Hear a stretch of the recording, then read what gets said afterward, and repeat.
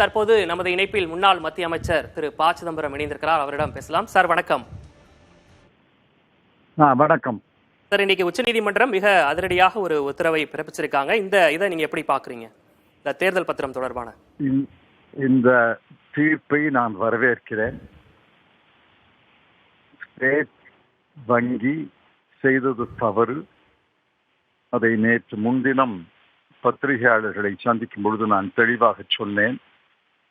1 மணி நேரத்தில் இந்த தகவல்களை எல்லாம் சேகரித்து தேர்தல் கமிஷனிடம் கொடுக்கக்கூடிய ஆற்றல், வசதி பாரத ஸ்டேட் வங்கிக்கு இருக்கிறது.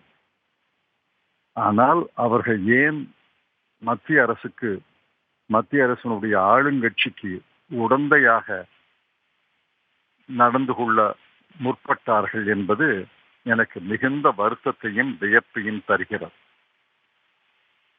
22,217 பத்திரங்களை யார் வாங்கினார்கள்? யார் அந்த பத்திரங்களை ரொக்கமாக மாற்றினார்கள் என்பது பாரத ஸ்டேட் வங்கிக்கு தெரியும். அந்த தகவல்களை தேர்தல் கமிஷனிடம் ஒப்படைத்திருக்கலாம்.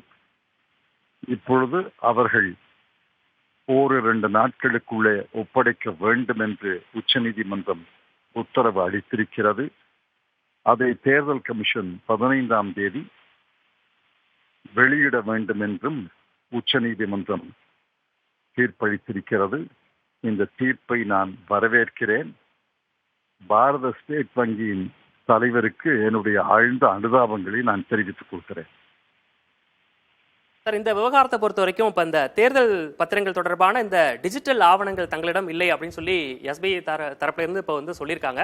ஆனா எஸ்பிஐ நினைச்சிருந்தா ஒரே நாள்ல அந்த தகவலை தெரிவிச்சிருக்க முடியும் அப்படின்ற ஒரு தகவல் இருக்கு. சார், இதை எப்படி பாக்குறீங்க? அதான், அது உண்மை அல்ல. தகவல்கள் இல்லை அல்லது சேகரிக்க முடியாது என்று சொல்வது உண்மை அல்ல. 22,217 பத்திரங்களுடைய தகவல்கள் இல்லை என்று வங்கி எப்படி சொல்ல முடியும்? அந்த தகவல்களை அவர்கள் தானே வச்சிருக்காங்க. தொலைஞ்சு போகலையே. திருவிழாவில் தொலைஞ்சு போன தகவல்களா? அவர்கள் தான் வச்சிருக்காங்க. அதுவும் கம்ப்யூட்டர்ல வச்சிருக்காங்க. அதுல என்ன தகவல்கள் தெரியணும்? 2 விஷயம்தான். ஒரு பத்திரத்தையும் யார் வாங்கினார்கள் என்பது முதல் தகவல்.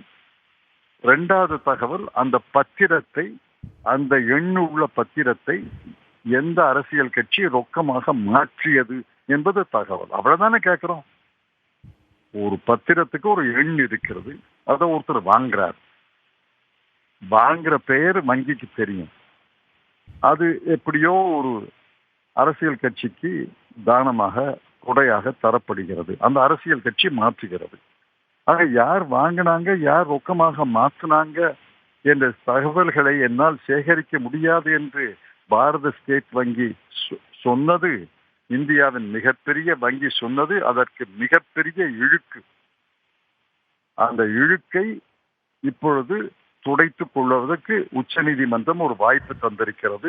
அந்த வாய்ப்பை பயன்படுத்தி கொண்டு தங்கள் மீது படிந்த கரையை துடைத்துக் கொள்வார்கள் என்று நான் நம்புகிறேன். இணைப்பில் உங்களுடைய கருத்துக்களை பகிர்ந்து கொண்டமைக்காக நன்றி திரு ப சிதம்பரம்.